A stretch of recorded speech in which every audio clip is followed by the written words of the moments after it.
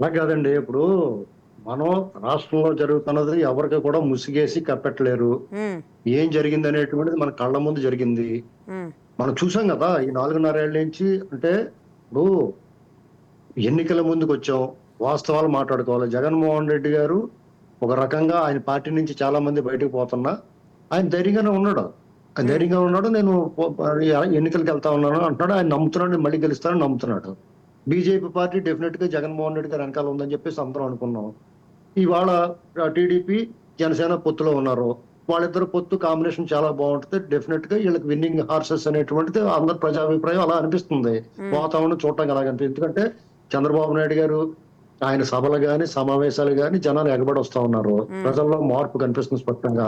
ఉమ్, లోకేష్ గారు యూత్‌కి బాగా కనెక్ట్ అయ్యాడు. ఆయన యువగళం పాదయాత్ర బాగా సాగిందనుకున్నాం. ఉమ్, జగన్మోహన్ రెడ్డి గారి పట్ల ఇప్పుడు డెఫినిట్‌గా ఒక 5 సంవత్సరాలు పరిపాలన చేసిన తర్వాత వ్యతిరేకత ఉంటది. ఉమ్. అలాగే ఆయన సంక్షేమ పథకాల విషయంలో తప్ప మిగతా విషయంలో కంప్లీట్‌గా డిజాస్టర్ అనేటువంటిది ఆయనకి తెలుసు ఆ విషయం.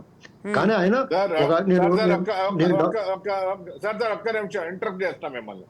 సంక్షేమ పథకాలు కూడా పూర్తి స్థాయిలో ఈ రాష్ట్రంలో ఇవ్వలేదనేది తెలుగుదేశం పార్టీ వాదనే కాదు. మేము ఎవరైనా డిబేట్ కు వచ్చినట్లయితే వాళ్ళు ఏదైతే 100%కి 100% మేము చేసేయమంటున్నారో 99% కూడా ఈ రాష్ట్రంలో సంక్షేమం జరగలేదని చెప్పి మేము డిబేట్ కు వచ్చేదానికి రెడీగా ఉన్నాం. వీలైతే వైకాపా పెద్దల్ని రమ్మంటున్నాం. ఉమ్. ఇక్కడ ఇప్పుడు వైసీపీ సంక్షేమ నాయకులు విషయంలో అలాగే ఇప్పుడు సంక్షేమ విషయంలో గత చంద్రబాబు నాయుడు గారి హయానికి, జగన్మోహన్ రెడ్డి గారి హయానికి వ్యత్యాసం సంవత్సరానికి 1000 కోట్లు మాత్రమేనండి. ఇది ఎవరైనా సరే స్పష్టంగా ఆ అంకెలు లెక్కలు తెప్పించుకొని చూడొచ్చు.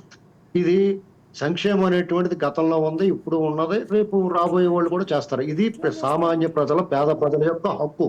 ఇదేమి కూడా ఎవరు కూడా వాళ్ళ సొంత ఆస్తులు, మూటలు, ముళ్ళులు తీసుకొచ్చేవారు. కాబట్టి అది పెద్ద ఎలక్షన్ విషయమే కాదు. అయితే హామీలు ఇస్తే ప్రజలు ఆశపడతారు అంతే. అంతవరకు పనిచేస్తది. ఇక ఉమ్, బీజేపీ వచ్చినప్పటికి బీజేపీ విషయంలో అందరూ డిఫర్ అయ్యేది ఏంటంటే ఎందుకు అలా చేశారు? ఆంధ్రప్రదేశ్ పట్ల వాళ్ళకు ఒక సువర్ణ అవకాశం వచ్చింది. జగన్మోహన్ రెడ్డి గారు రాజధాని విషయంలో ఫెయిల్ అయ్యాడు. పోలవరం విషయంలో ఫెయిల్ అయ్యాడు. విభజన హామీలు సాధించడంలో ఫెయిల్ అయ్యాడు. డెఫినెట్ గా వాళ్ళు కూడా ఒప్పుకుని తీరుతున్నారు. కాబట్టి వాళ్ళ పార్టీ నుంచి ఎమ్మెల్యేలు గట్ట బయటకు పోతున్నారు. ఎంపీలు కూడా ఫోన్లు కట్టేసి పోతున్నారు టికెట్ ఇచ్చినా కానీ.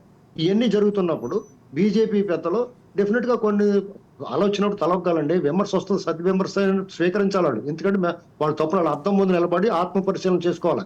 అంతేగాని ఎదట మాట్లాడిన వాడిని కించపరిచయంలో మాట్లాడితే బాజీగా నేను ఇయ్యాలో చూశాను. అతను ఎవరు అసలు ఊహిస్కి అలాగంటే మరి ఆయన కించపరిచినట్టు కదా ఏంటండి?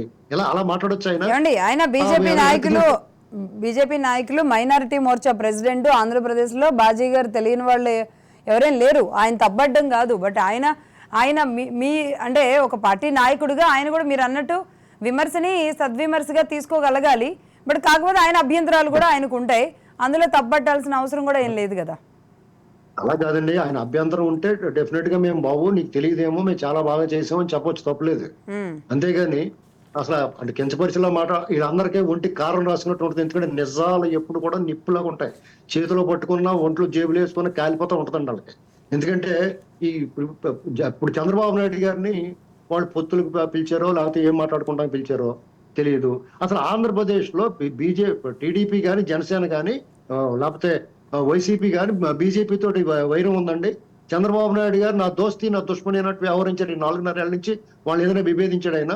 నా రాష్ట్రం, నా జనం, నా జలం, నా అభివృద్ధి, అరాచకాలు వీటి గురించి మాట్లాడుతూ వచ్చాడు ఆయన. బీజేపీ గురించి ఒక మాట మాట్లాడాడు ఆయన. అయినా సరే ఎవరంటారు? నోటుకొచ్చాడు. చంద్రబాబు నాయుడు గారు ఏ రోజు మాట్లాడలేదు కదా బీజేపీకి వ్యతిరేకంగానే. అవును, మాట్లాడలేదు. 4.5 ఏళ్ల నుంచి ప్రతిపక్ష పార్టీలుగా మాట్లాడలేదు, అధికార పార్టీలుగా కూడా మాట్లాడలేదు.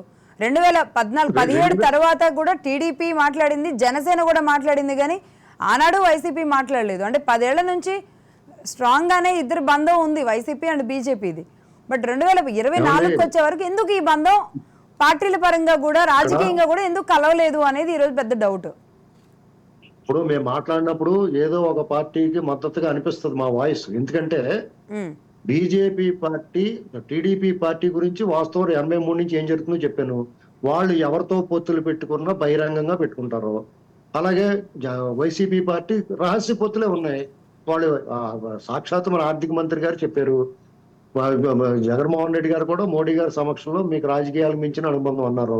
అలాగే వాళ్ళ అనుబంధం చాలా చక్కగా తుమ్మజిగినట్టు అంటించుకున్నట్టు కనపడింది కదా మనకి ఈ సిబిఐ ఈడీలు వీళ్ళ వ్యవహారాల్లో. కాబట్టి వాళ్ళు దాన్ని తప్పు పట్టకూడదు. జగన్మోహన్ రెడ్డి గారు సహకరించమని చెప్పాలి. తప్పు భయమే ఉంది వాళ్ళకి, వాళ్ళు తప్పే ఉందండి. అయితే ఇక్కడ పవన్ కళ్యాణ్ గారు 2019 ముందు బీజేపీని వ్యతిరేకించాడు. చంద్రబాబు నాయుడు గారు ఏకంగా యుద్ధమే చేశాడు. ఆయన 2019 తర్వాత బీజేపీ ఈ రాష్ట్రానికి ఎక్స్ట్రా ఏం చేసిందో చెప్పాలి. ఆ సమాధానం చెప్పి వాళ్ళు పొత్తు పెట్టుకోవాలి. పవన్ కళ్యాణ్ గారికి 4.5 ఏళ్ళ నుంచి వాళ్ళతో ఎందుకున్నాడో చెప్పాలి. అంటే వాళ్ళతో ఉంటే కేంద్రంలో అధికారంలోకి వస్తుంది బీజేపీ. కేంద్రంలో అధికారంలో ఉంది, కేంద్రంలో ఉన్నారు కాబట్టి వాళ్ళ నుంచి రాష్ట్రానికి సహకారం కావాలి. ఎలాంటి సహకారం కావాలి? రాష్ట్రాభివృద్ధి సహకారం కావాలా, లేదా కేసులు ఇలాంటి వాటిలో సహకారం కావాలా? వీళ్ళ కేసులు అవి ఏం లేవు కాబట్టి వీళ్ళు తొంగోలు కాదు కాబట్టి వీళ్ళకి అవసరం లేదు.